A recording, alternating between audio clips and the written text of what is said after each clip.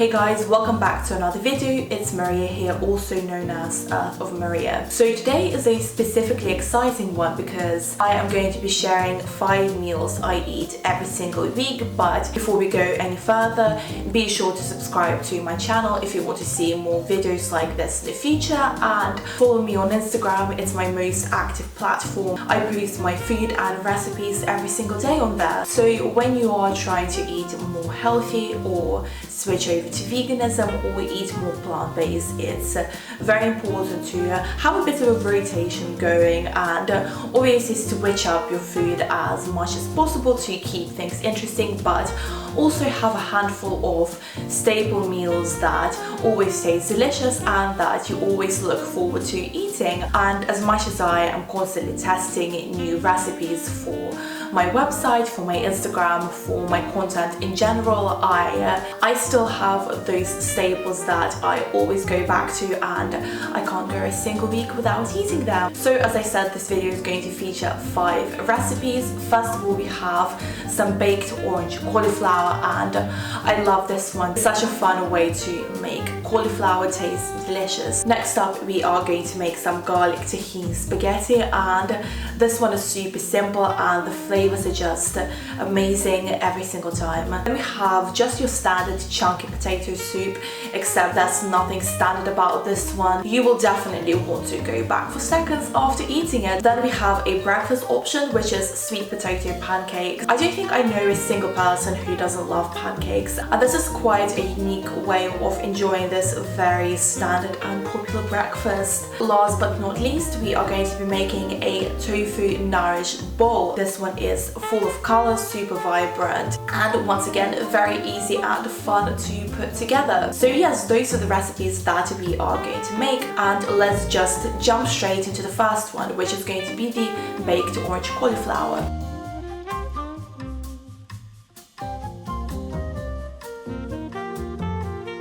Start by adding chickpea flour, all-purpose gluten-free flour, and cumin to a large mixing bowl. Proceed to whisk all of that together before combining with plant-based milk, and once again whisk everything together really thoroughly to combine. Next up, grab your chopped cauliflower and dip each piece in a batter before laying it out on a sheet of parchment paper over a large baking tray. Then proceed to bake that at 200 degrees Celsius, which is 400 Fahrenheit, for around 15 to 20 minutes until nice and golden and crispy.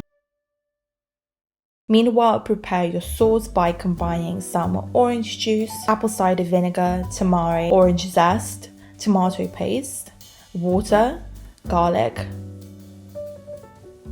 and finally some cornstarch. Then transfer that to a frying pan and stir over medium heat until the sauce starts to thicken up. Once the sauce had started to thicken, add the baked cauliflower and essentially just combine everything together. I like to serve this over a bed of basmati rice with spring onion on top and also some sesame seeds.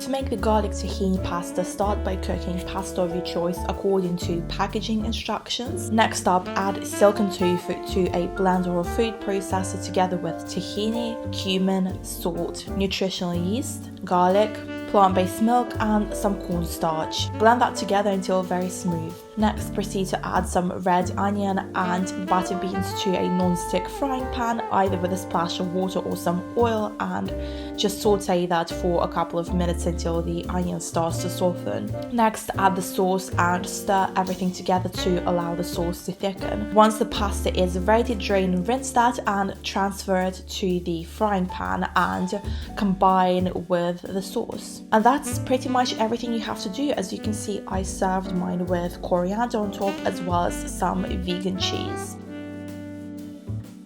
Next, let's make the chunky potato soup. First of all, add the onion, garlic and tomato paste to a saucepan and saute that for a few minutes just until they start to soften. Next, add potatoes, carrots, cherry tomatoes, cabbage, plant-based milk, salt, cumin, nutritional yeast, and veggie broth. Bring everything to a simmer and cook for around 12 to 15 minutes or until the potatoes are fully fork tender, and be sure to stir everything occasionally. Next, add some peas, sweet corn, and tamari and just stir that for a couple of minutes, and after that you're pretty much ready to serve. Divide between serving bowls of your choice and serve with any garnishes that you would like. I like to add a couple of tablespoons of soy yogurt.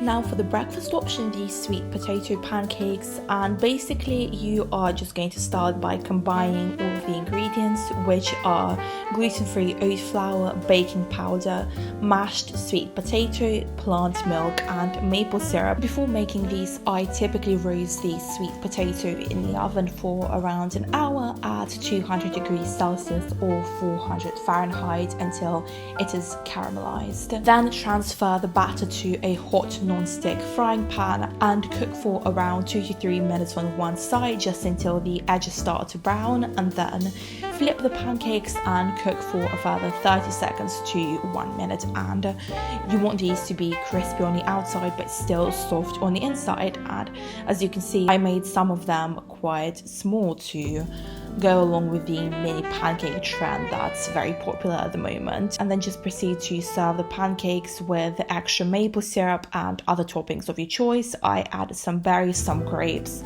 soy yogurt, and also a drizzle of peanut butter.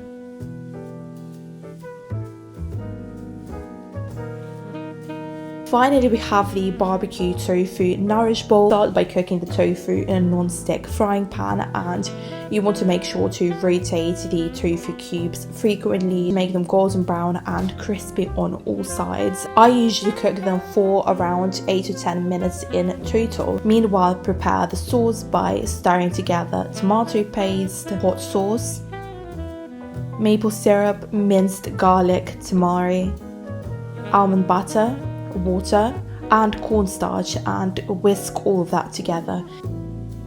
And once the tofu is ready, you just want to combine it with the sauce.